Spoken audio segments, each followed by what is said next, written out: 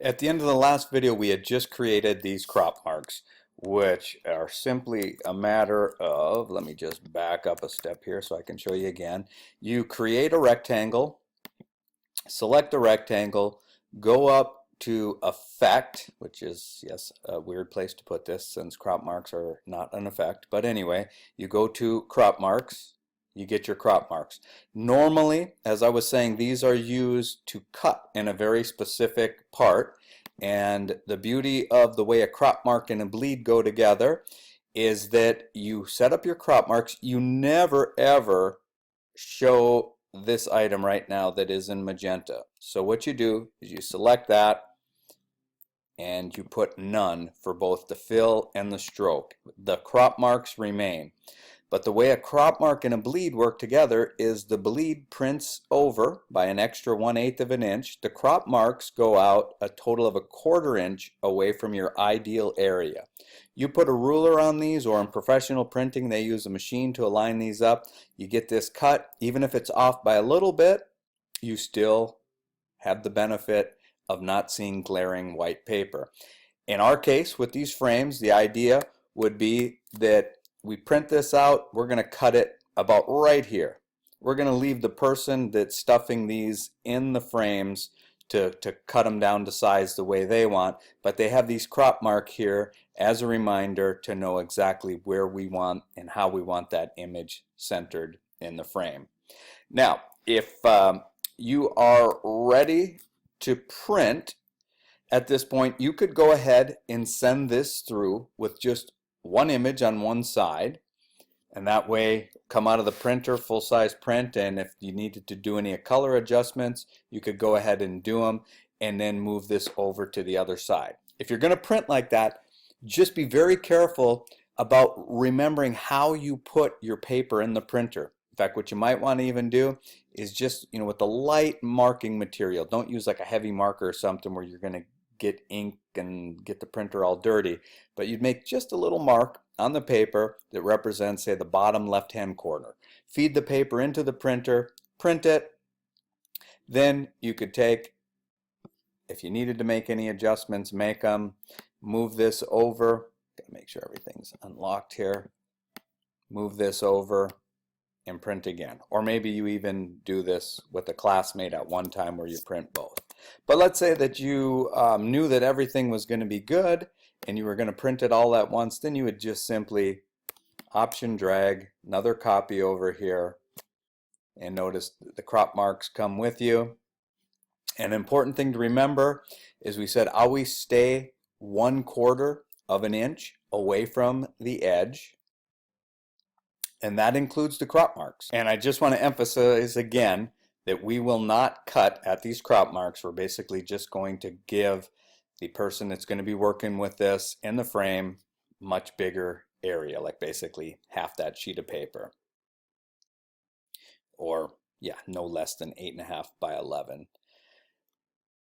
Okay, so once you are ready to print, what you want to do is take a good look at your document and make sure there is nothing there that should not print. So that would include any of these items that we originally made, the 2 magenta boxes. Now in our case, we don't really have a do not print layer anymore, so we can go ahead and just give that more of a generic name now, because we took those things that we had and we converted them. We converted one to be a clip. At that point it disappeared from any color that it had. Then we converted the other one to be crop marks, which did leave the color, but we were smart enough to select it and make sure that our stroke and our fill both had none. So in other words, just inspect this thing, get really close, especially at the edges, and make sure that there is nothing here that should not print. Now let's go over the actual printing process, and here you're going to have to work with me because I am not making this video on the same exact machine that you're using, nor is it hooked up to the printer that you'll be using.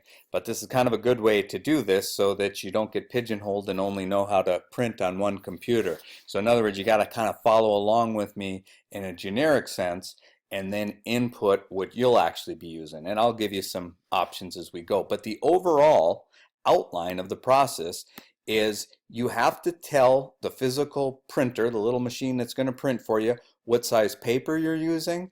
Then you tell it what kind of paper you're using, and then we have to figure out who's going to determine the colors, or what's going to determine the colors, meaning the actual little printing machine or the software, or both working together. So let's take a look at that. So let's go back to this example. Let's pretend you're sitting in class, you're ready to print. Now you want your overall artboard set to the size paper that you're going to be printing on. So we did that already, but if you're not absolutely sure, click on the artboard tool, and then up here you should see the width and the height. And I have 19 by 13, which certainly matches the paper size that we're using for this particular project. Okay, so let's assume that you're ready to print. What you would do is you'd go up to File, Print, and you don't have to worry about this thing all of a sudden taking off and printing on you until you click print.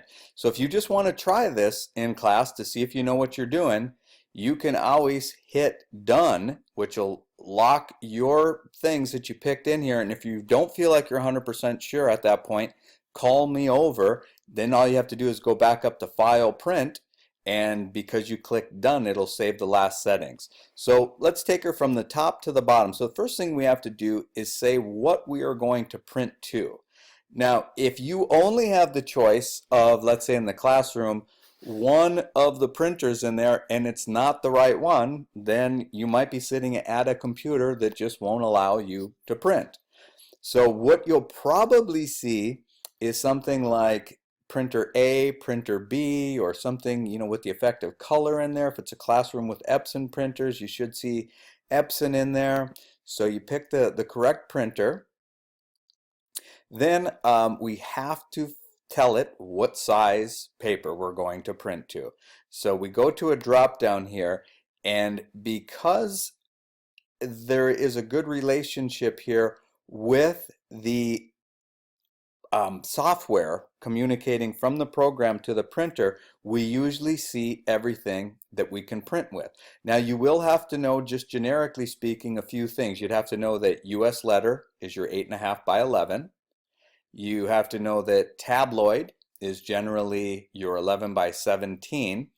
And then you, for 13 by 19, it'll have a funny, like sometimes it's called Super B.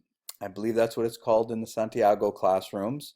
I think on my computer it's A3, but again, this thing's not just going to take off and print on you. So if you're not sure, pick one of these. It'll then tell you right here what size it was. So A3 was not correct because I should be expecting to see 13 by 19 here. So as long as you're able to pick a paper size here that gives you the results that you expect to see here and here, which may take a click of changing the orientation from landscape to portrait. Now I can't get it perfect in my case, so I'd say I must be hooked up to the wrong printer, but in your case hopefully this view looks right after adjusting this and possibly the rotation. Then the next step is tell the printer what kind of paper you're using. So back inside of this menu, we would go to this little sub menu here, and we'll change to color management.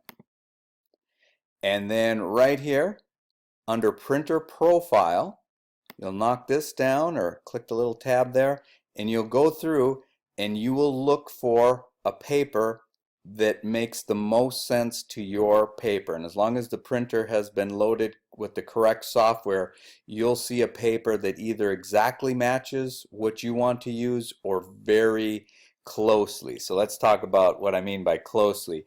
If you don't see yours exactly by name and you have a Epson glossy, then you'll want to pick something here that says gloss in it. If you have matte paper, then you'd want to pick something that says to the effect of maybe matte or coated flat or something like that. most likely you'll see something in the option that you say, yeah, that's got to be the closest thing to what I need.